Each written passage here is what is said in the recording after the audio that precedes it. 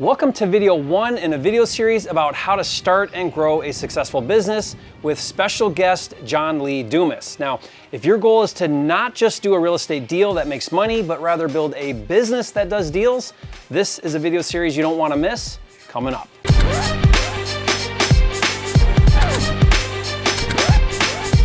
For a limited time, you can get a free copy of Jerry Norton's Quickstart Kit with everything you need to flip your first house in 30 days or less. Download it now at myquickstartkit.com. If this is your first time here, my name is Jerry Norton. I've been a full-time real estate investor now for over 17 years. Amongst other things, I specialize in flipping houses all across the country, and I've helped thousands of new investors get into the game of flipping and create six-figure and even seven-figure incomes. If you want to learn how to flip houses so you can live your dream life, be sure to subscribe and click the bell icon to get notified when new videos are released. Now guys, if you don't know who John Lee Dumas is, then you've been living under a rock. He's the founder and host of Entrepreneurs on Fire, an award-winning podcast where he interviews inspiring entrepreneurs. And just to try to put this in perspective, JLD has interviewed over 3,000 successful entrepreneurs, including some really high-profile people like Barbara Corcoran, Gary Vaynerchuk, and Tony Robbins. His podcast has over 100 million lifetime downloads,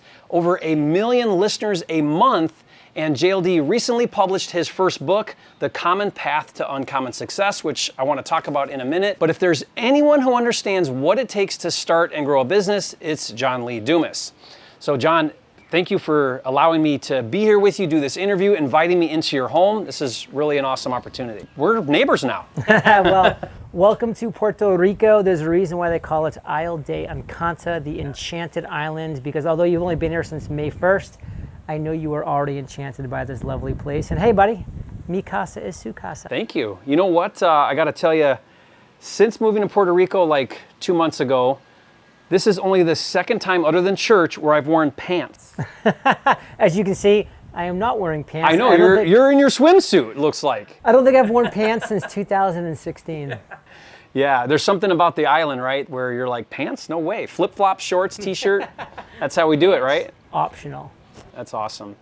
So I wanted to talk to you a little bit about this idea of starting a business, right? And what's interesting, JLD, is most of my viewers, they come here for real estate. It's specifically flipping, wholesaling, and that's what they're here to learn.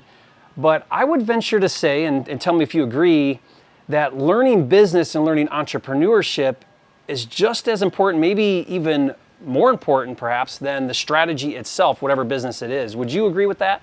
I completely disagree. Okay. Totally kidding. I agree on every level. Just wanted to test you there. But what I found interviewing 3,000 successful entrepreneurs, inspiring entrepreneurs over the past decade is there's really just one fact. And you've done it with this show, and I'll get into that in a second.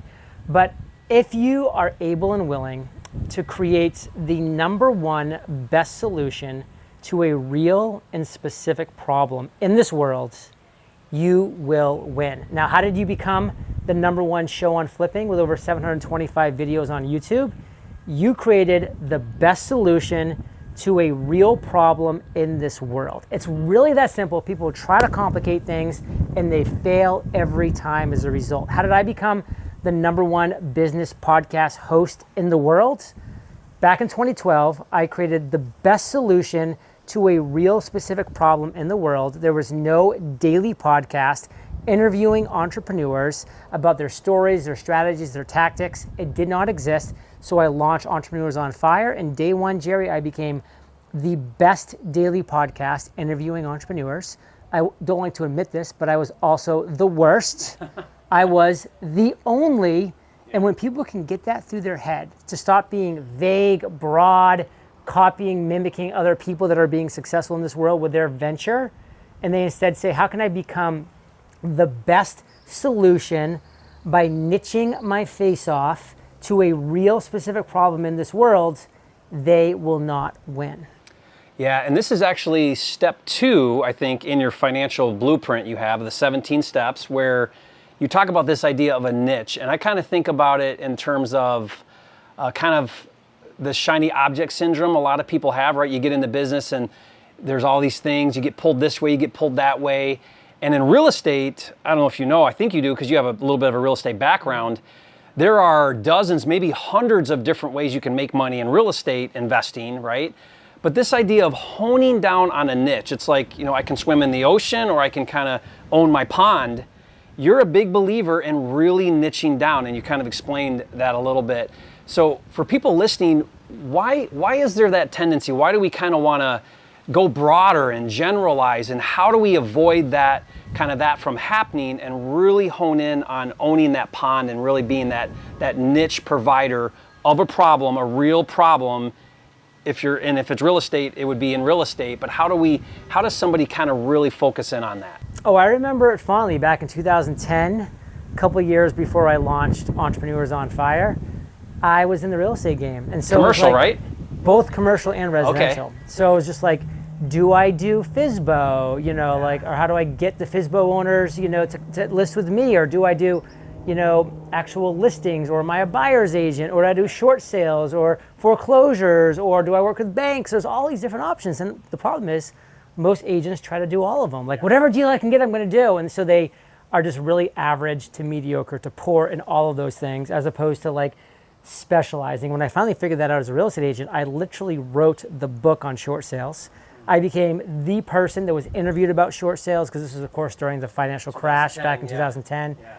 Every property was super devalued and all these different things. And that's why I found some success in real estate, because I just focused on that one specific niche, became the expert in it, wrote the book on it, got interviewed on it. And I'm very proud of you, because you read my book, and you are correct. Chapter 2 is discovering your niche. But to back up one step, it's identify your big idea. That's chapter 1, step 1. And that's the problem, Jerry, is that's all people usually do. I have a big idea.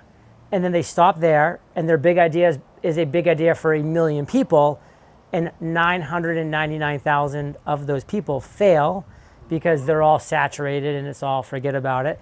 But the people that say, okay, within my big idea, how do I discover a niche that is a void in the marketplace, that's an underserved place in the marketplace, that is not very competitive right now because people are ignoring it for any number of reasons, and so that I can quickly become the best solution to a real problem within my big idea, within the niche, within my big idea, because either A, there's bad competition or little competition, or B, because there's no competition. That's the step in the process that everybody skips, is their big idea has to be followed up by a niche that they discover that's undervalued, that's underutilized, that's underserved. Yeah, and I love that idea. So guys, if you're listening to that, I think that big takeaway is, let's take real estate investing. That's pretty broad, right? Let's hone that down a bit. If it's flipping, what kind of flipping? Could be fix and flip, could be wholesaling, could be different price points. When it comes to flipping, you can narrow that down even more to the type of leads that you pursue.